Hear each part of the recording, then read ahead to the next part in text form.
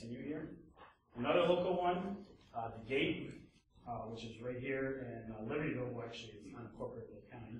Located in Independence Grove, Forest Preserve in unincorporated Lake County, Illinois. It was actually the St. Francis School for Girls, a private and exclusive academy.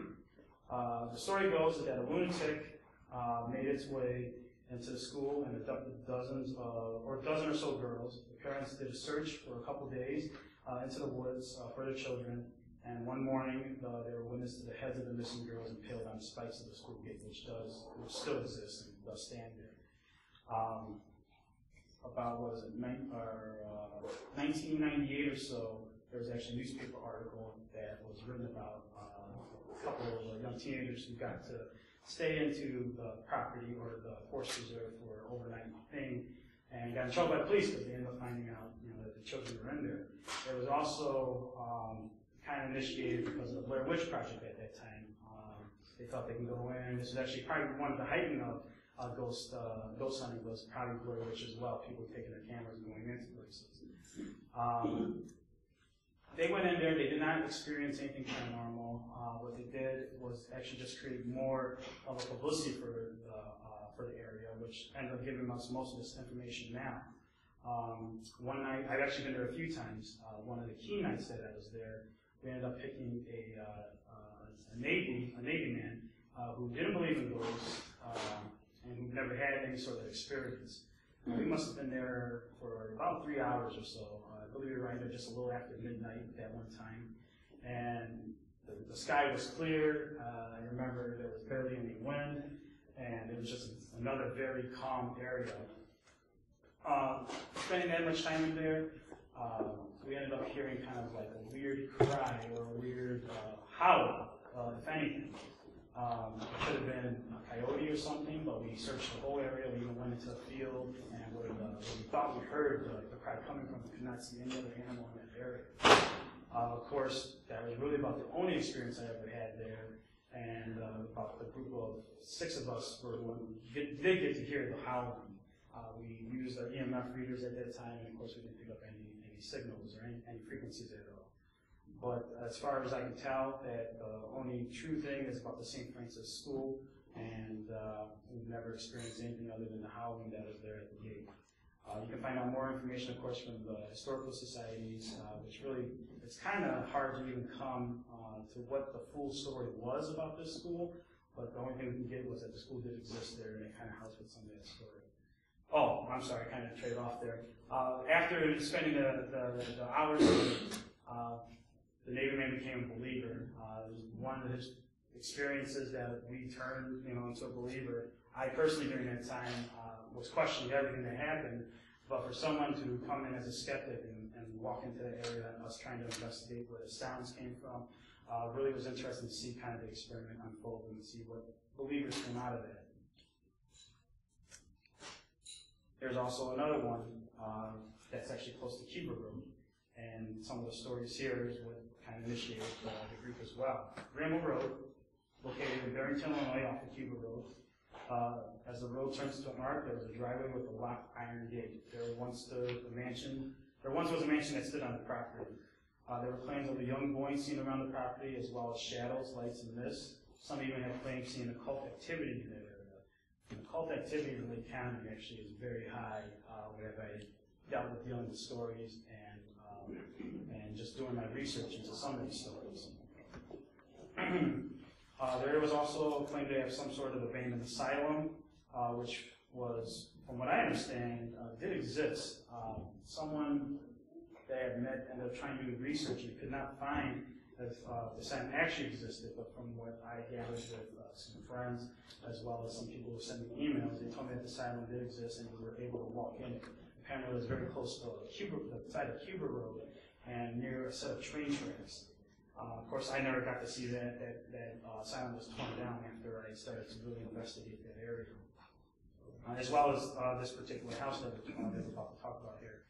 The only confirmed death of this house was of the little boy in 1968 named William Kopnower III. He was 7 years old when he died from climbing a heavy bird that fell on his head.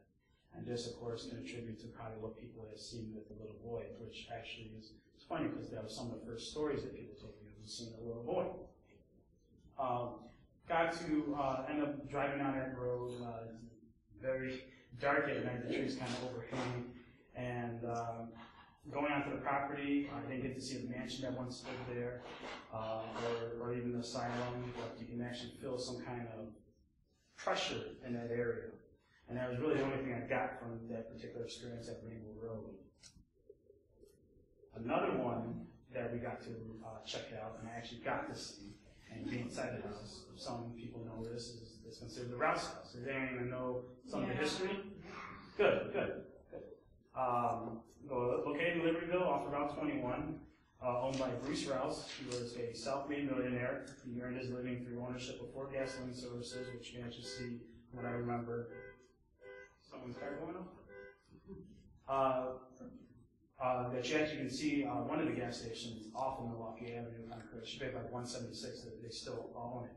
Or the family still owns it. I think the brother or one of the uncles. He earned his money through ownership of 4 gasoline service stations, numerous real estate transactions, and part ownership of a cable television company. June 6, 1980, Robin Rouse, which is the daughter, received a phone call from one of her father's shops looking for her parents in their bedroom. The employee was trying to actually open a safe, and he didn't know or remember the combination, so he called the house, which led to her finding her parents in the bedroom dead with a close-range shotgun blast to the face. The father, Bruce, was actually hit with a blunt object. Found a blunt object to his skull.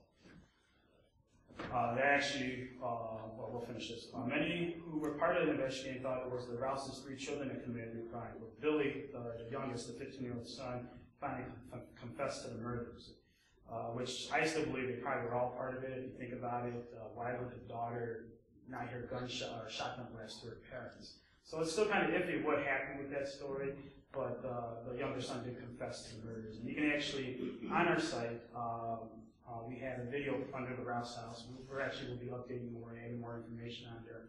But on a link under local lore, we have the Rouse House, and it was actually a nice little TV documentary. I don't know if you guys ever heard of Dominic Dune. He's on True TV. Great story. You guys can catch up on information from there as well and watch it directly from our site.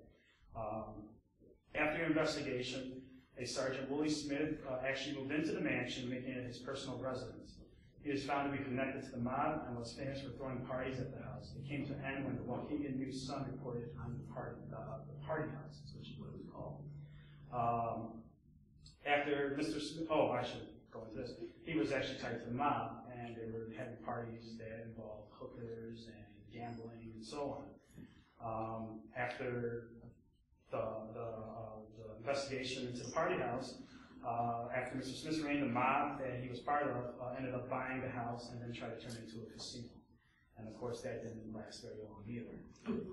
I got yes. And then one of the bookie was shot in the house. I believe there was another death in the house. There was another murder in the house. There was another murder. It was during the time that it was brothel.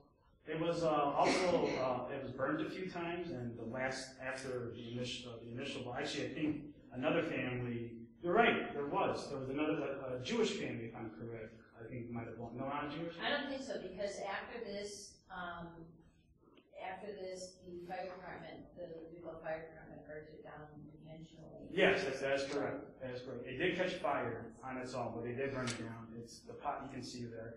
I got to go into the house where it was partially burnt. They're not sure exactly how that happened, but it was very interesting walking through it. You can totally feel, once again, this pressure in the house. There was a pool house.